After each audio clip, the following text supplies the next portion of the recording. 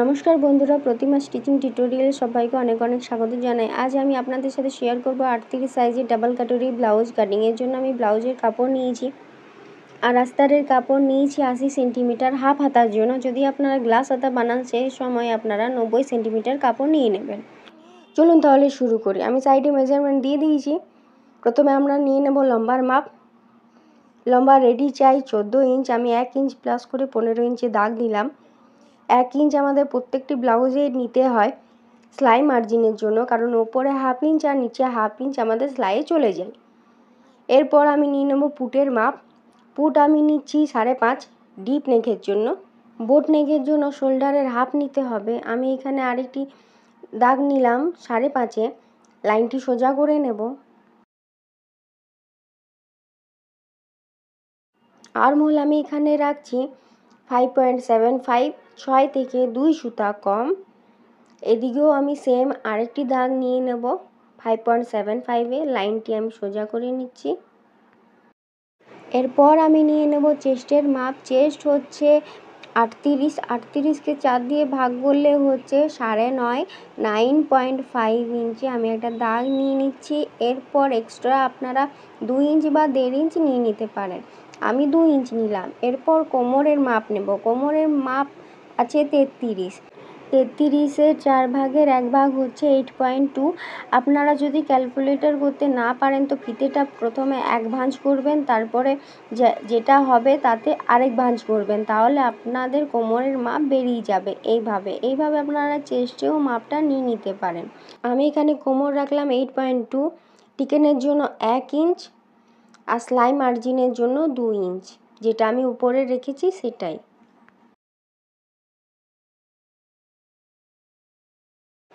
এরপর আমি আর্মহোল নিচ্ছি 1.5 ইঞ্চ ওপরে। এইভাবে কোণাকোণে একটি দাগ নিয়ে নেব। তারপর ওপর থেকে রাউন্ড করে আলতো হাতে ঘুরিয়ে নেব। আপনারা চাইলে এখানে যা নিচে তারা হাফে একটা দাগ নিয়ে নেবেন, তারপর এইভাবে ঘোরাবেন, কোনো অসুবিধা নেই।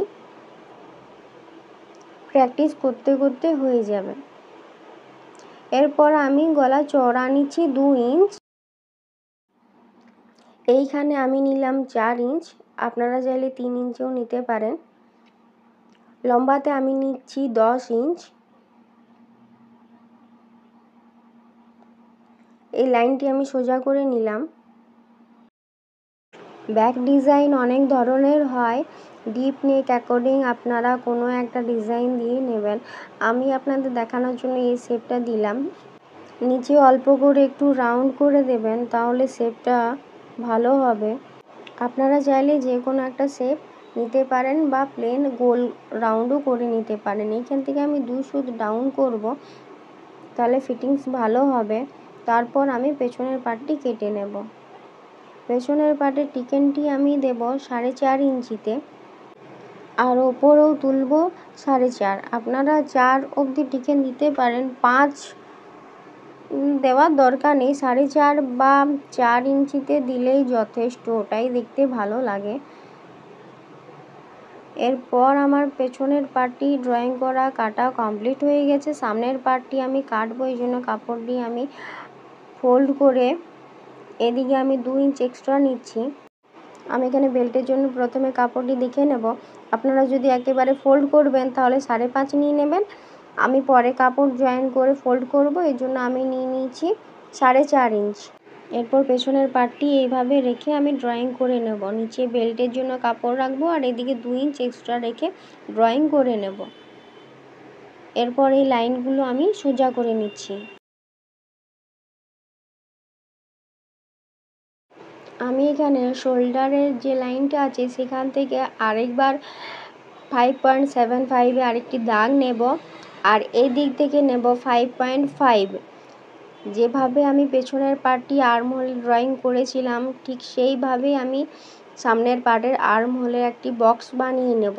এটাতে আমাদের সামনের আর্মহোলের শেপ দিতে সুবিধা হবে।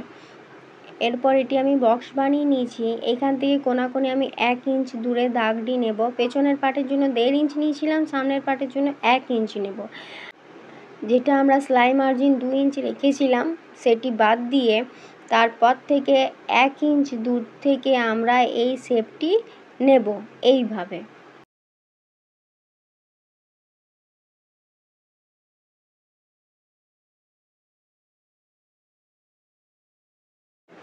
আরমোল শেপ দেওয়ার আরেকটা ট্রিক আপনাদের বলে দিচ্ছি, এটা হলে আরও ভালো হয়।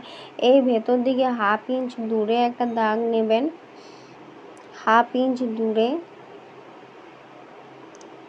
এই লাইনটি আমি সোজা করে নিচ্ছি। আর এইভাবে কোনাকুনি আরেকটা দাগ দিয়ে নেবেন। তারপর এইখান থেকে আপনি শুরু করবেন, এইখান থেকে একদম এর যে দাগটি আছে সেইখান থেকে শুরু করবেন গোল রাউন্ডটি দেওয়ার। তাহলে আপনাদের একদম পারফেক্ট আর্মহোলের শেপটা হবে। এরপর আমি গলা চওড়া নেব 2 ইঞ্চ, নিচে আরেকটি 2 ইঞ্চি দাগ নেব লাইনটি সোজা করার জন্য।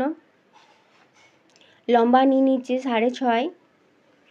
এরপর এটি আমি বক্স বানিয়ে নিচ্ছি।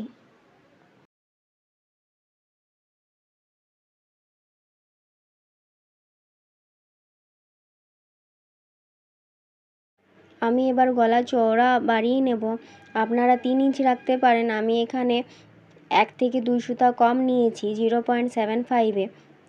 এরপর আমি এটা গোল রাউন্ড শেপ দিয়ে দেব। এরপর আমি বাস্ট পয়েন্ট বের করব, তার জন্য উপর থেকে 6 আর যেখানে 6 দাগ দিয়েছি তার থেকে 5.5 ইঞ্চিতে দাগ দিয়ে আমি এই লাইনটি সোজা করে নিচ্ছি। বডির মাপ অনুযায়ী যদি ছাতি হেভি থাকে তাহলে সেক্ষেত্রে 1.5 ইঞ্চ আমরা যোগ করব, 1 ইঞ্চ নয়। এখানে আমি 1.5 ইঞ্চ নিচ্ছি।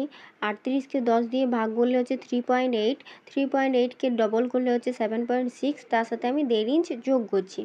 আপনারা খুব বড় কটুরি না চান তো 1 ইঞ্চ যোগ করবেন। আমার এখানে মোট হচ্ছে 9.1, আমি 9 ইঞ্চে দাগ নিচ্ছি।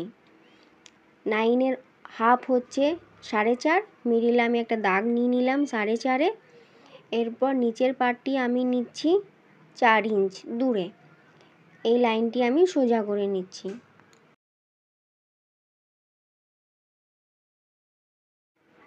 এরপর আমি এখানেও 9 ইঞ্চের দাগটা নিয়ে ওপরের লাইনটির সাথে মিলিয়ে নেব এইভাবে।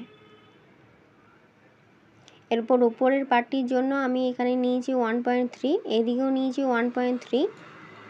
এই লাইনগুলো আমি মিডিলের সাথে মিলিয়ে নেব, যেখানে আমি 4.5-এ দাগটা নিয়েছিলাম সেইখানে এইভাবে মিলিয়ে নিচ্ছি।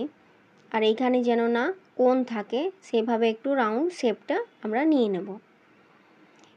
এরপর আর্মহোলের দিক থেকে আমি নেব 2.5, 2.5 আর এখান থেকে নিচ্ছি 5। দাগগুলো আমি মিলিয়ে নেব এইভাবে। এরপর এইদিকে কোনাকুনিভাবে মিলিয়ে নেব। এরপর নিচের পার্টটি ড্রয়িং করব, তার জন্য এদিক থেকে 1/2 ইঞ্চ নেব। এটা প্রত্যেকটা ব্লাউজেরই 1/2 ইঞ্চ নিতে হবে। আর এদিক থেকে ওপরে যা নিচে তাই নিচে নেব 1.3। এরপর এটা আলতো হাতে গোল করে শেপটা নিয়ে নেব।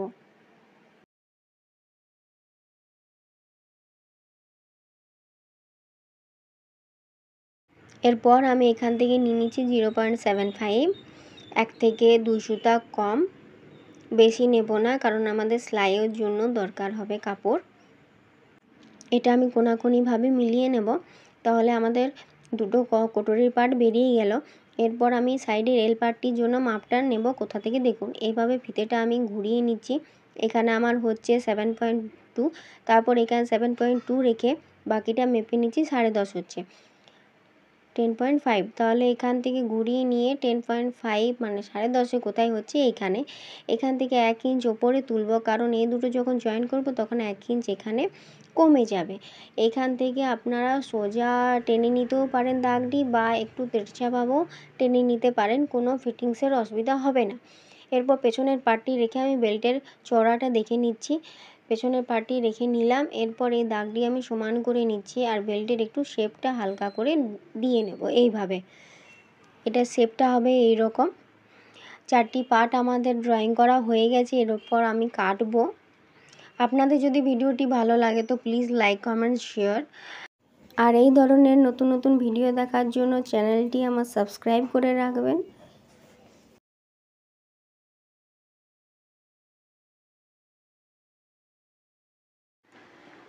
আমি এখানে 2 ফোল্ড করে নিয়েছি হাতার জন্য। আমি হাতা এখানে রেডি রাখবো 7.5। তো আমি আপনাদের ছোট করে একটা হাতা কাটিং দেখিয়ে দিচ্ছি। আপনারা যদি রেডি চান 5 তাহলে সেক্ষেত্রে 6 ইঞ্চি দাগ নেবেন, আর যদি 6 ইঞ্চ রাখতে চান তো 7 ইঞ্চে দাগ দেবেন। 1 ইঞ্চ প্লাস করে সেলাই মার্জিন 1 ইঞ্চ দরকারি। তাহলে আমি এখানে 6 ইঞ্চি দাগ নিলাম, রেডি হবে 5। এখানেও 6 ইঞ্চি একটা দাগ নিলাম। এরপর এই লাইনটি আমি সোজা করে নেব, ডাউন দেব 2.5, 2.5, এদিকেও 2.5 একটা সোজা করে লাইন টেনে নিলাম। এরপর আমরা আর্ম হোলের মাপটা দেব। আর্ম হোলের মাপ আমরা কিভাবে নেব দেখুন, এখান থেকে 1/2 ইঞ্চ আমরা ছেড়ে দেব কারণ শোল্ডার জয়েন্ট হবে। তারপর ফিতেটা ঘুরিয়ে এখান থেকে মেপে নেব 8। আমাদের আর্ম হোল আছে 16 অর্ধেক 8। এইখান থেকে আমি 8 ইঞ্চিতে দাগ নেব, যেটা আমি 2.5 ইঞ্চিতে ডাউন করেছিলাম সেই লাইনটাতে। তারপর 2 ইঞ্চ এক্সট্রা যেটা ব্লাউজে নিয়েছি, তারপর এটা আমি কোনাকুনি দাগটা নেব। দাগটা আমি কোনখান থেকে নিচ্ছি দেখুন, দাগ আমি এখানে নিচে 8, 8-এর অর্ধেক হচ্ছে 4।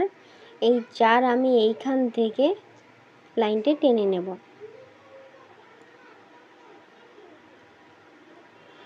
এইখান থেকে আমি নিচ্ছি 2 ইঞ্চ দূরে একটা দাগটা নেব, তাহলে আমাদের রাউন্ড দিতে সুবিধা হবে। এইভাবে আমি গোল করে একটা রাউন্ড শেপটা দিয়ে নেব। কত সহজেই রাউন্ড শেপটা হয়ে গেল। এরপর আমি মোহরা নিচ্ছি 6 আর 1.5 ইঞ্চ কি 2 ইঞ্চ এক্সট্রা নেব। 1.5 ইঞ্চ আমি এখানে এক্সট্রা রেখেছি, আপনারা চাইলে 2 ইঞ্চ রাখতে পারেন। এই দুটো দাগ আমি মিলিয়ে নিচ্ছি।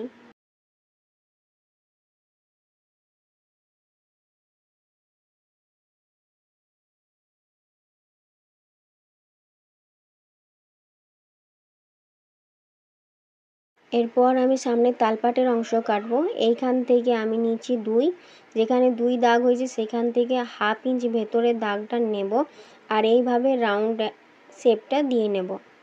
ওপর থেকে এইভাবে নিয়ে শেপটা দিয়ে নেব। আমি এখন তালপাটের অংশ কাটবো না, আমি হাতা প্রথমে জয়েন করে নেব। যখন ব্লাউজের সাথে অ্যাটাচ করব হাতাটি, সেই সময় আমি তালপাটের অংশটা কেটে নেব। আমার হাতাটি কাটা কমপ্লিট। এরপর আমি ব্লাউজের কাপড়টির ওপর সব পার্টগুলি বসিয়ে আমি কেটে নিচ্ছি। আশা করি আমি আপনাদের বোঝাতে পেরেছি। যদি কোনো অসুবিধা থাকে তো প্লিজ কমেন্ট বক্সে কমেন্ট করবেন। আর যদি ভিডিওটি ভালো লাগে তো প্লিজ লাইক, কমেন্ট, শেয়ার। দেখা হচ্ছে নেক্সট ভিডিওতে। বাই বাই বন্ধুরা।